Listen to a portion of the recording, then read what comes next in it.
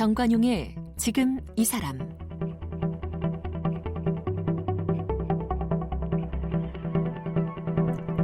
여러분 안녕하십니까? 정관용입니다. 이 분석화학자 이계호 교수는 우리 몸의 성분을 화학적으로 분석해보면 흙과 물의 성분과 같다 이렇게 말합니다. 우리 몸 뼈 성분은 흙의 주요 성분과 화학적으로 완벽하게 일치한다고 그러고요. 우리 몸속의 액체 성분은 바다의 성분과 화학적으로 똑같답니다. 그래서 사람을 자연의 한 부분이다 이렇게 하는 걸까요? 그런데 우리는 이 자연의 법칙과 어긋나게 인위적으로 살면서부터 각종 질병에 시달려 온 것이죠. 어쩌면 자연의 흙과 물로부터 영양분을 공급받아야 하고 또 되도록 자연스럽게 살아야 건강한 삶을 유지할 수 있는 건지도 모르겠습니다. 특히 암, 이거 특효약 없다. 다만 가장 자연스러운 삶으로 되돌아가야 암도 치유하고 건강을 회복할 수 있다. 이렇게 강조하시면서 태초 먹거리 학교라고 하는 곳에서 자연스럽게 살아가는 먹거리에 대해서 강의를 하고 계신데요. 어제 이어 오늘 이계호 교수를 만나봅니다.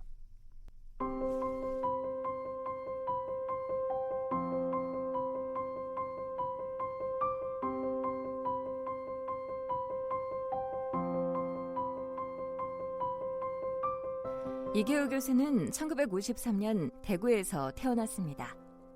갑자기 어려워진 가정 형편 때문에 고등학교 3학년 때 자퇴를 하고 사회생활을 시작했고요.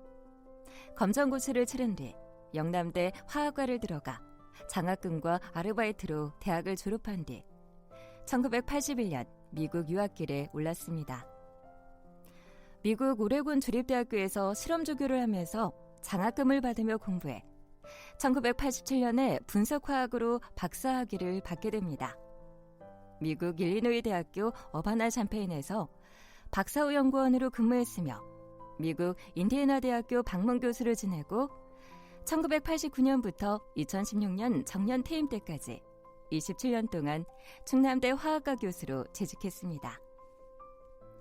이계호 교수는 지난 2010년부터 충청북도 옥천에 태초 먹거리 학교를 세워서 건강한 먹거리를 주제로 무료 특강을 열고 있으며 건강한 먹거리에 대한 강의 내용을 엮어서 책 태초 먹거리를 펴냈습니다. 지금도 원하는 이들이 있는 곳이라면 어디든 찾아가 건강한 먹거리의 가치를 알리고 있는데요. 2000년에 설립한 벤처기업 한국분석기술연구소에선 현재 청국장을 세계적인 건강식품으로 개발하는 일에 매진하고 있기도 합니다. 이계호 교수는 환경기술 표준화와 국제화에 기여한 공로로 2013년에 근정포장을 수상했습니다. 네, 이계호 교수 어제 이어 오늘도 만나겠습니다. 인간의 뼈 성분이 흙 성분하고 일치해요? 네, 화학적 조성 성분이 분석해보면 그렇습니다. 그래서 그래요? 인간은 걸어다니는 흙집이에요. 흙으로 만든 집. 허허. 그래서 사람은 죽으면 다 어디로 갈까요? 땅속으로 가죠. 흙으로 다시 돌아가게 되는 겁니다. 이 흙으로 만든 집인데 흙집은 관리를 잘 해야 됩니다. 예, 집은 예. 관리를 해야 되는데 이제 저를 보다시피 저도 이제 그동안에 관리를 잘 못했습니다. 못해가지고요. 창문이 굉장히 많이 고장이 나는데 창문 고칠 재주가 없어가지고 할 수 없이 이렇게 안경을 쓰고 창문이 눈이군요. 네, 덧창문을 해가 지금 들고 다니는데 덧창문? 네, 덧창문에서 이렇게 하는데 이 창문 관리를 해야 될 정도로 사람의 몸은 집과 똑같이 네. 관리를 해야 된다는 겁니다. 아무튼 뼈는 흙 성분하고 똑같더라. 네, 맞습니다. 사람 몸속의 액체는? 액체의 성분은 바닷물의 성분하고 동일합니다. 액체라고 하는 건 피? 예, 혈액.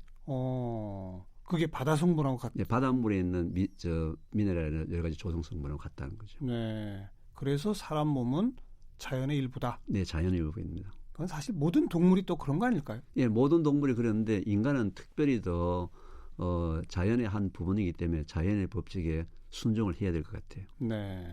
그래서 흙과 물이 생산해내는 그런 건강한 먹거리들을 찾아 먹어야 인간이 자연스럽게 사는 것이고 건강을 유지할 수 있다. 이런 거죠. 예, 찾아 먹어야 되는 부분도 있고요. 생산적인 부분에 대해서는 이제 우리가 사람은 반드시 흙으로부터 영양 성분을 공급받아야 되겠죠. 네. 근데 흙을 그냥 퍼먹을 수 없으니까 예. 그래서 식물이 이 세상에 존재를 하는 겁니다. 그렇군요. 식물은 뿌리를 땅속에 내리고 네. 뿌리를 통해서 인간한테 꼭 필요한 영양 성분들만 빨아 올려가지고 네. 열매나 잎이나 줄기에다 모아서 예. 농축해서 우리한테 전달해주는 역할을 하는 게 바로 식물이거든요. 예. 그래서 안 먹을까 싶어서 이제 단맛도 넣고 향도 넣고 색깔도 넣고 했는데 이게 불과 한 200년 전에 사람들이 이제 모여서 살다 보니까요. 네. 대량 생산이 시작됐겠죠. 그렇죠. 대량 생산을 하면서 경제적 원리가 들어가기 시작했습니다. 예. 최소의 투자에 최대의 이익을 남겨야 된다. 그렇죠. 그래서 자연적으로 생산된 먹거리하고 어허. 지금 현재 우리가 먹고 있는 상업적으로 생산된 먹거리의 구성 성분 자체가 많이 변화가 되어 있습니다. 달라졌어요. 많이 달라져 있습니다. 예를 들어서 자연 속에서 나온 사과하고 네. 인공적으로 만든 사과하고 어떻게 달라요? 예를 들면 자연 사과를 비교하다기보다는 이걸 한번 비교를 해보겠습니다. 복숭아 좋아하십니까? 예. 예. 복숭아 키우는 농장을 가보게 되면 말이죠. 봄철에 복숭아에다가 봉지를 씌웁니다. 종이봉지. 네. 왜 종이 봉지를 씌웠을까요? 뭐 더 따뜻해서 크게 자라라는 거 아닐까요? 일단은 이제 병충해도 또 병충해 예방하고. 벌레 먹지 말라고 하는 부분도 있고 농약 묻지 말라는 부분도 네. 있고요. 가장 이제 의도적인 것이 뭐냐면 색깔 예쁘게 나오라고요. 왜냐하면 복숭아가 봉지가 없이 그냥 햇빛 자외선을 받게 되면 복숭아 위에 검은 점, 김이 주근깨가 생깁니다. 아하. 그런 우리나라 거 없어요. 사람들은 말이죠. 우리나라 사람들은 김이 주근깨는 만인적입니다. 예. 복숭아 전차한테도 저도 도저히 못 보겠다. 그래서 선블락 해라. 그래서 이제 종이 봉지를 덮어 씌웠습니다. 그렇군요. 자, 종이 봉지를 덮어 씌워 가지고 키우게 되면은 복숭아는 매우 보기 좋겠죠. 예, 깨끗하고 그죠? 예쁘고 뽀얀 이제 색깔이 뽀얀 나겠죠. 근데 저희들이 분석을 해보면요. 네. 태양빛을 마음대로 보고 자란 못난이 검은색이 쿡쿡 박혀 있는 그런 복숭아 한 개 먹을 때 예쁜 복숭아 10개하고 영양성분이 맞먹습니다. 10분의 1이에요? 네. 그러니까 결국은 이제 제가 이 태초 먹거리에서는 생산자도 이제 생산하는 방법을 바꿔야 되는데 네. 소비자가 바뀌지 않으면 생산을 바꿀 수가 없죠. 안 바꾸죠. 그렇죠. 소비자가 안 사 먹는데. 그거 안 팔리면 누가 그걸 하겠어요? 그렇습니다. 근데 이제 농민들은 지금 이제 봄만 되면은 복숭아 농민들은 진짜 고민입니다. 왜냐하면 봉지 씌울 사람이 시골에 없습니다. 예. 근데 안 씌우면 안 사 먹으니까요. 예. 매해 봄마다 그분들은 엄청난 스트레스를 받아가면서 자연적이지 않은 상업적으로 생산된 보기 좋은 이제 먹거리를 우리가 먹고 있는 거죠. 네. 가장 대표적인 경우가 그런 거죠. 네. 근데 이게 한두 가지가 아니고 거의 대부분의 모든 작물들이 모든 식품들이 거의 대부분 다 지금은 우리 인간들의 먹거리를 공급해주는 기본적인 의무가 아니라 돈을 얼마나 많이 벌어야 할까. 그렇죠. 그게 초점이 맞춰져 있는 것 때문에 먹거리가 지난 200년 동안 이 베이스가 바뀌어버렸다는 거예요. 게다가 토양 성분도 많이 지금 황폐화되지 않았을까요? 당연하죠. 그죠. 예, 토양 성분도 엄청나게 변화가 됐죠. 그게 네. 이제 결국 이제 토양이라는 부분들도 주로 이제 단기적으로 효과를 볼 수 있는 방법들, 처방전만 가지고 하게 되니까 지금 현재 토양이 굉장히 지금 나빠지고 있습니다. 네. 또 제가 어디서 들었는데 뭐 유전자 변형 뭐 이런 걸 통해 가지고 옛날보다 생산량은 많아졌지만 그 안에 들어갈 영양소나 이런 것들은 굉장히 적다. 200년 전에 복숭아 한 개를 먹으면 진짜 온몸에 영양이 듬뿍 왔었는데 네. 지금 그 정도 받으려면 복숭아 한 상자를 먹어야 되는군요. 네, 복숭아뿐만 아니고 미국 농무성에 나온 결과를 보게 되면 말이죠. 100년 전에 저희들 할아버지가 드셨던 사과 한 개 속에 포함되어 있는 철분을 지금 우리가 섭취하려면 현재 사과를 40개를 먹어야 합니다. 네. 미국 농무성이 매년 사과에 대한 분석 결과가 있거든요. 예. 그걸 제가 분석을 해보게 되면 40개를 먹어야 합니다. 예. 왜냐하면 아시다시피 사과 품종 개량하는 농민이나 과학자가 지금까지 연구를 할 때 사과 속에 포함되는 영양 성분이 얼마나 많이 있느냐 거기에 관심이 없고요. 생산량이죠. 얼마냐 생산량과 얼마나 단맛이 있느냐 단맛. 몇 브릭스냐 오로지 사과는 브릭스 높이는 쪽에 연구만 진행이 돼가지고요. 크고 또 예쁘게. 크고 이런 예쁘게. 혹시 저 홍옥이라는 사과를 아십니까? 홍옥. 네. 빨간 거. 빨간 거. 맨질맨질하고. 맨질맨질하고 맛이 어떻습니까? 새콤 달콤한 거. 네, 네. 그 새콤 달콤한 것이 그 우리 몸에 훨씬 더 좋은데요. 단맛을 좋아하는 사람들의 취향 때문에 현재 홍옥나무는 다 패내버리고 단맛만 나는 부사나 홍로나 이런 사과 품종을 다 바뀌었거든요. 맞아요. 요즘 못 본 것 같습니다. 못 본 게 없습니다. 아하. 네. 예. 결국 이게 소비자의 그 패턴에 따라 가지고 네, 네. 생산이 지금 계속 좀 자연으로부터 계속 멀어지고 있죠. 그래서 교수님이 만드신 학교가 태초 먹거리 학교. 네, 태초라고 하는 게 처음으로 한번 돌아가 보자. 세상 생겨났을 때. 예, 뭔지 모르지만 처음으로 한번 돌아가 보자. 그러니까 지금 현재 우리가 먹고 있는 먹거리는 처음의 먹거리보다는 굉장히 많이 바뀌었는데 그럼 뭐 저라고 해서 과학자지만 처음 먹거리가 어떤지 저도 알 수가 없지 않습니까? 네, 대신 저는 과학자이기 때문에 지난 200년 동안에 사람들이 돈을 벌기 위해서 먹거리를 어떻게 바꿨는지는 알고 있다는 거죠. 그렇죠. 예, 그 바꾼 내용 부분들을 그중에서 특별히 자연의 법칙에 어긋나는 것들은 예. 제가 고쳐서 예. 우리가 좀 손해보더라도 예. 좀 천천히 가더라도 예. 자연의 법칙에 순종하는 쪽으로 먹거리를 바꿔보자. 그러면 뭔지는 모르지만 점점 원래의 먹거리 쪽으로 가까이 가지 않겠느냐. 예. 그래서 2010년도 9년 전에 시작을 한 겁니다. 그래서 뭐 찾아오는 사람들 무료 강연도 해주고 하신다는데 지금까지는 전부 무료 강의입니다. 그런데요. 지금 이제 강의를 듣고 있지 않습니까? 네. 좀 아까 미국 농무성 분석도 얘기해 주셨고 근데 우리가 100년 전 사과를 지금 먹을 수 없잖아요. 네. 시중에 파는 건 요새는 홍옥도 안 판다는 거 아닙니까? 네. 그럼 어떻게 하자는 거예요, 저희들? 자, 이제 제가 이런 얘기 때문에 지금은 이제 우리나라에서도 특히 이제 일본에서 이게 시작이 돼가지고 현재 우리나라도 많이 영향을 미치고 있는데요. 농업 중에도 이제 우리가 유기농업이라는 얘기를 많이 들었지 않습니까? 친환경 농업. 친환경, 유기농업. 친환경, 유기농업이라는 말이 들어봤는데 요즘은 이제 제가 얘기하는 이런 부분들의 농업 방법을 자연농업이라고 얘기합니다. 자연농업을 한번 키워보자. 네. 그래서 일본에서 많이 시작을 했고요. 현재 우리나라에도 자연농업으로 농사를 짓기 시작하는 사람의 농민 숫자가 매우 많이 증가를 하고 있습니다. 자연농업이 어떻게 하는 거예요? 가급적 가장 자연스럽게 농업을 하는 겁니다. 예를 들면은 지금 제가 그 태초 먹거리 학교가 있는 그 농장 그 학교가 있는 그 주위에 땅이 좀 있어가지고요. 제가 농사를 직접 짓습니다. 짓는데 저 혼자서 다른 사람의 도움을 받지 않고 3,000평을 짓습니다. 이야, 대단하신데요? 네, 3,000평을 짓는데요. 예. 그러면 다들 사람들이 제가 뭐 거짓말이다. 예. 어떻게 3,000평을 짓느냐. 예, 예. 이제 1,000평에다가 제가 그 아로니아라는 걸 심어놨고요. 아로니아라는 그 열매가 맺히는 그 나무 과일이 있습니다. 또 1,000평에는 매실을 심어놨습니다. 네. 또 1,000평에는 호두를 심어놨습니다. 호두나무. 예. 다 예. 이제 나무류를 심어놨는데요. 제가 하는 농업은 주로 자연농업 중에서도 태평농업이라고 합니다. 태평? 가만 놔둡니다. 아니 제가 뭐 비료도 안 주고 잡초도 안 뽑고 잡초도 안 뽑고 그냥 가만 놔둡니다. 네, 그 네. 주위에 어르신네들은 농촌 어르신들 저를 보고 막 욕을 하세요. 그렇겠죠. 밭이 왜 저리 지저분하자고. 가만 놔뒀다가 1년에 한 번만 딱 풀 작업만 합니다. 1년에 딱 한 번 9월 초 9월 한 20일경에 9월 한 10일에서 20일 사이에 잡초만 한번 싹다 사람을 동원해서 네. 싹다 베가지고 그 나무 밑에만 그냥 두거든요. 그 잡초 안 베면은 나중에 수확하러 못 들어가잖아요. 그렇죠. 길 내느라고 하시는 거죠? 예, 그렇죠. 딱 1년에 한 번 그것만 하고 나머지는 전혀 손을 대지 않습니다. 예. 물을 주는 적도 없고요. 비를 준 적도 없고 그냥 놔두는데 예. 거기 열리는 과일들이 너무 맛있어요. 너무 맛있는데 제가 전공이 분석이니까 분석을 해보면요. 예. 시중에서 판매되고 있는 보기 좋은 것보다는 훨씬 더 영양 단가가 단위구량당 뛰어나요. 근데 한 가지 특징이 있습니다. 못생겼죠? 그렇죠. 바로 그 문제예요. 바로 그 문제예요. 결국은 분석을 해보면 질적으로는 훨씬 더 탁월한데 네. 이 보이는 부분들 때문에 이게 인식이 잘못됐다. 그래서 제가 지금까지 태초 먹거리 학교의 가장 큰 포인트가 소비자의 인식을 바꾸자.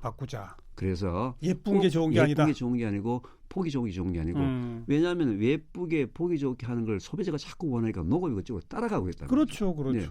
농민들이 얼마나 힘들겠습니까? 예. 오이를 키우면 오이가 말이죠. 지멋대로 나오는 게 자연농업이에요. 삐뚤빼뚤하고. 그렇죠. 구부러진 것도 나오고 호개놈 나오고 말이죠. 우리가 분석을 해보면 성분이 똑같습니다. 그런데 지금은 다 공장에서 나온 듯이 일자로 된 것들만 골라서 팔아야 되니까 나머지 비품, 하품이라 얘기하는데 팔 데가 없지 않습니까? 농민들이 얼마나 손해가 많겠습니까? 네. 오히려 단가가 올라가겠죠. 예.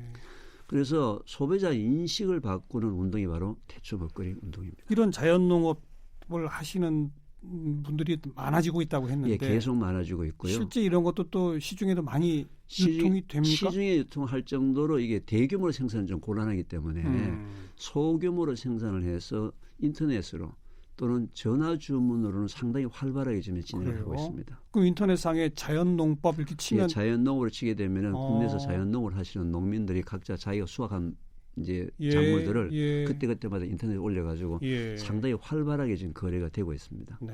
예, 아직까지 이게 이제 정부에서도 뭔가 좀 지원을 해주려고 하는데 이게 기계로 할 수 없는 부분들이 좀 있기 때문에 대량 생산은 아니지만 소량으로 굉장히 많은 사람이 이제 참여를 할 수 있는 방법들이 알겠어요. 있습니다.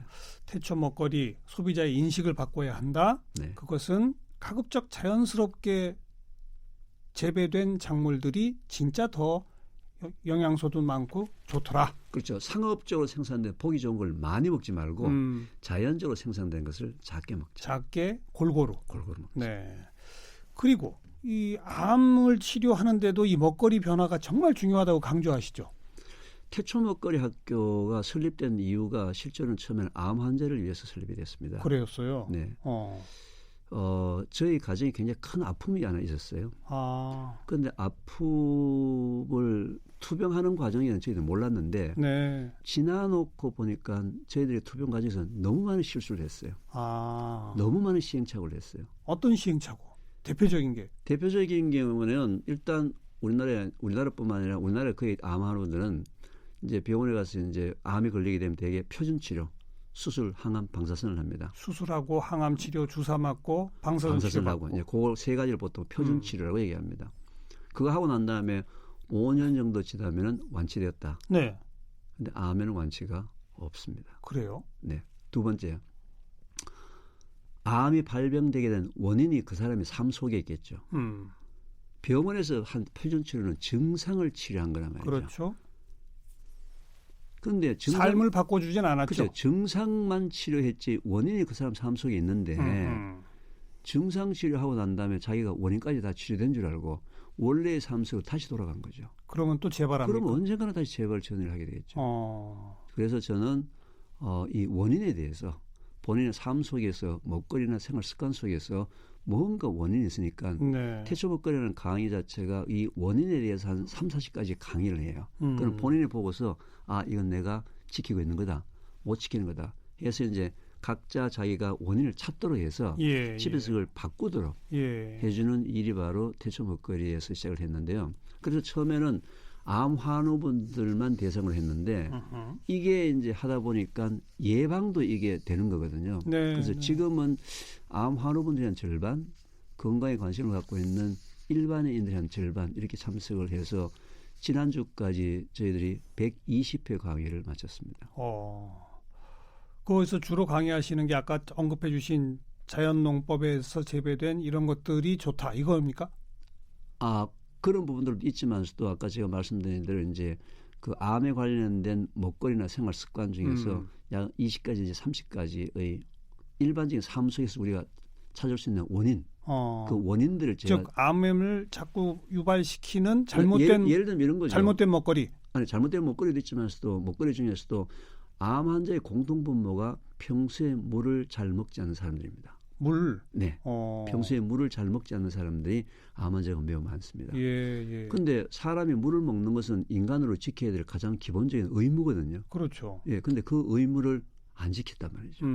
그런 것들을 이제 알려줘서 물을 먹도록 만들어주고. 그 말씀 나온 김에 제가 듣자 하니 교수님은 사람이 세 가지 반드시 취해야 할 것, 세 가지 반드시 버려야 할 것 이게 있다고 하시던데 취해야 할 첫 번째가 물입니까? 이제 그 물이 가장 중요한 첫 번째입니다. 가장 중요한 것이 그 물이고요. 그 다음에 이제 두 번째로 이제 우리가 취해야 된다고 생각한다면은 이제 음식의 영양 성분 중에서 우리 몸속으로 음식이 들어와야 되겠죠. 그럼 결국 음식이 되겠죠. 물이 있고 음식이 있고 그 다음에 가장 좋은 부분이 공기. 그렇죠. 입과 코로 들어오는 공기, 물, 음식 이 세 가지에 대해서 의외로 좀 신경을 좀 쓰셔야 합니다. 이거 어찌 보면 너무 당연한 얘기네요. 당연한 얘기인데 물 안 먹고 음식 안 먹고 숨 안 쉬면 어떻게 살아요? 당연한 얘기인데 그게 무시가 되는 사회가 됐죠. 지금은 그게 중요한 게 아니고 어떻게 하면 더 성공할 것인가? 아, 어떻게 하면 더 알겠습니다. 많이 돈을 벌 것인가? 물은 어느 정도 먹는 게 좋은 겁니까, 그럼 하루에? 보통 이제 제가 이 질문을 받으면은요, 네. 많은 사람들이 현재 물 먹는 양에 대해서 굉장히 잘못 알고 있더라고요. 첫째, 많이 먹으면 좋다고 알고 있습니다. 그 뭐 누군 2리터 이상 마셔야 된다 막 예, 그러던데. 2리터 이상 마셔야 된다. 그 참 안타까운 얘기입니다. 물은 우리가 자기 의지에 관계없이 호흡, 땀, 소변, 대변을 통해서 일정량의 물이 몸 바깥으로 빠져나가거든요. 그렇죠. 그러면 빠져나가는 양만큼만 아, 정확하게 먹어야 합니다. 아하. 왜냐하면 똑같은 사람이라 하더라도 여름철에는 더 많이 나가겠죠. 당연하죠. 그럼 여름철 더 많이 먹어야 되겠죠. 예. 또 물은 물로만 우리 몸속에 들어오는 게 아니고 음식을 통해서도 들어옵니다. 그렇죠. 특히 채소나 과일의 90%가 물이에요. 예. 여름철에 만약에 수박을 많이 먹은 날은 그날은 물을 작게 먹어야 되겠죠. 아, 그렇군요. 예, 그래서 이 물 먹는 양은 사람마다 또 철마다 먹는 음식마다 다 다른데 빠져나가는 양만큼은 정확하게 먹어야 되지 많이 알겠어요. 먹어도 작게 먹어도 안 되는데요. 가장 좋은 방법은요. 네. 소변의 색깔을 가지고 확인하는 방법입니다. 소변 색깔이 노란색이 짙으면 먹고 옅은 색깔이 투명한 색깔이 되면 안 먹고 아. 옅은 노란색이 되도록 항상 물을 먹으면은 네. 2리터가 되든 1.5리터가 되든 1리터가 되든 간에 네. 전혀 염려할 필요가 없습니다. 소변 볼 때마다 체크하면 되겠네요. 옅은 노란색의 소변 색깔만 유지되도록. 너무 하얀색이 됐다는 건 수분이 너무 많다. 그리고 너무 짙은 노란색이다. 물이 부족하다. 뭐 그동안 잘못 알려진 게 많아요. 하루 뭐 8잔, 그것도, 2리터 뭐 막 그랬었는데 네. 그것도 다 그 정수기 광고하면서 이렇게 잘못 퍼뜨린 것들도 많아요. 그렇다 했던 뭐 잘못됐다기보다는 좀 한쪽 정보만 좋습니다. 전달이 된 것 같습니다. 그리고 이제 음식은 뭐 가능한 한 자연스럽게 골고루 뭐 그렇게 네. 먹어야 한다. 그런 네. 거고. 공기. 요새처럼 미세먼지 많고 막 이러면 이거 어떡합니까? 글쎄 공기 부분은 참 어떻게 제가 말은 이렇게 했지만서도 참 답이 없는 것 같아요. 일단 미세먼지가 펼쳐지게 되면 뭐 도시든 시골이든 뭐 어떻게 피할 방법이 없지 않습니까?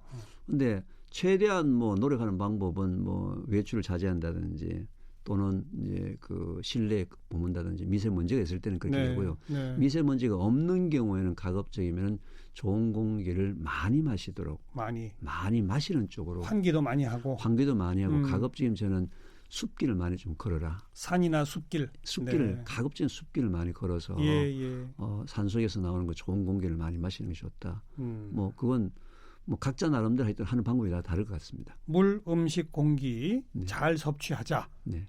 그 세 가지 버리는 건 뭐예요?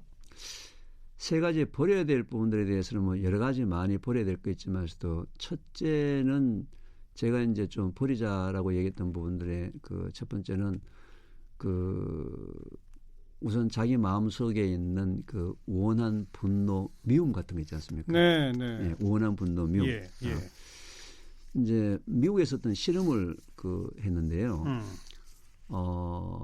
쥐를 막 바닥에 전기를 통하게 해서 화를 나게 한 다음에 분석해 보니까 쥐 혈액 속에 그 면역 세포는 있는데 활동도 매우 낮다는 겁니다. 네. 그래서 사람의 마음 속에 이 원한 분노, 미움이 있는 부분들은 좀 버려야 되겠다라는 부분들이 생각이 나는 부분이 있고요. 원한 분노, 미움을 버려라. 네. 대신에 뭐 사랑, 희망 이런 걸 그득 채우면 좋겠네요. 그 대신에 비워진 그 자리에 사랑, 봉사, 헌신, 희생 뭐 이런 걸로 채우게 되는 게 훨씬 더 좋겠죠. 네, 그러니까 원한 분노, 미움 이런 걸 버려야 할 첫 번째로 꼽으신 거고. 네, 그렇습니다. 두 번째 버려야 할 것은? 두 번째 제대로 버려야 할 것은 결국은 노폐물입니다. 우리 몸속에서 노폐물이 계속 형성이 되거든요. 그렇죠. 형성이 되고 노폐물을 뽑아내는 가장 자연스러운 방법이 소변과 대변을 통해서. 예. 지난 시간에 말씀드렸다시피 우리 장 건강, 장이 하는 가장 큰 역할이 노폐물을 바깥으로 뽑아내는 역할. 그렇죠. 소변도 노폐물을 바깥으로 뽑아내는 역할. 네. 그래서 이 두 가지가 가장 원활하게 돼야 되겠죠. 땀도 적절히 흘려주는 게 좋은 거 아닌가요? 예, 그게 이제 세 번째로 저는 표현하고 싶은데요. 이 땀과 그 다음에 이제 호흡을 통해서 또 마찬가지 우리 몸속에 있는 여러 가지 이제 나쁜 성분들을 바깥으로 뽑아내는 바로 이 땀과 호흡을 통해서 뽑아내야 되는데 저는 세 번째 같은 경우는 이제 두 번째는 아까 이제 소변 대변이기 때문에 주로 장 건강을 통해서 이제 뽑아내자고 했는데요. 세 번째 독소 성분이라든지 땀과 이 호흡을 통해서 뽑아내는 부분들에서 가장 좋은 방법이 바로 자연 해독 방법인데요. 자연 해독. 네. 해독하게 되면 뭐 해독 방법 많이 나오지 않습니까? 디톡스라 해가지고 많이 나오는데 저는 자연 해독 중에서도 가장 좋은 자연 해독 방법이 걷기입니다. 걷기. 네, 걷기 좋아하세요?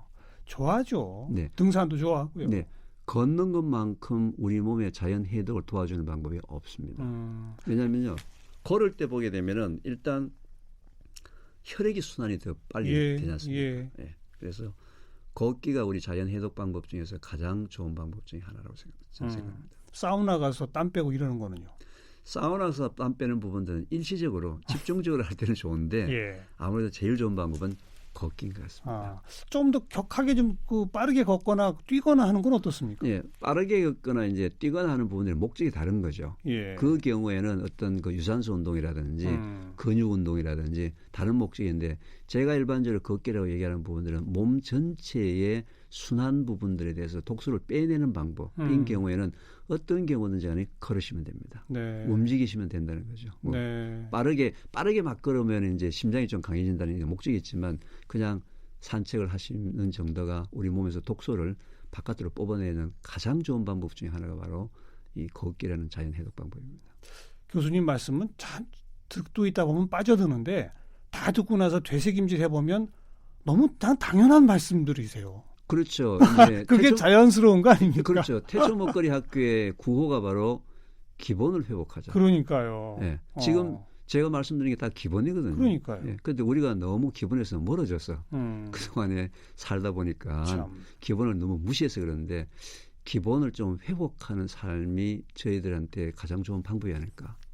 예. 그렇게 생각합니다. 예쁘게 생긴 과일이라고 무조건 좋아하지 말고 네. 못생겼더라도 자연스럽게 생산된 과일과 야채가 더 좋은 것이다. 네, 그렇습니다. 그런 자연농법 하시는 분들 찾아서 우리가 많이 소비해 주자. 네, 네. 그거죠. 네. 그다음 물. 네. 뭐 너무 많이 먹으려고 그러지 말고 네. 몸이 필요로 하는 만큼 네. 소변 색깔 보고서 꼭 챙겨 네. 먹어라. 네, 꼭 챙겨 먹자. 음식 잘 먹고 네. 호흡 중요하니까 네. 많이 걸으면서 많이 숨 쉬어라. 네. 그러면 독이 빠져나간다. 그렇습니다. 그리고 오줌 똥 잘 싸라. 네, 그거 아닙니까? 맞습니다. 그러려면 장이 건강해야 되고. 장이 건강해야 되고.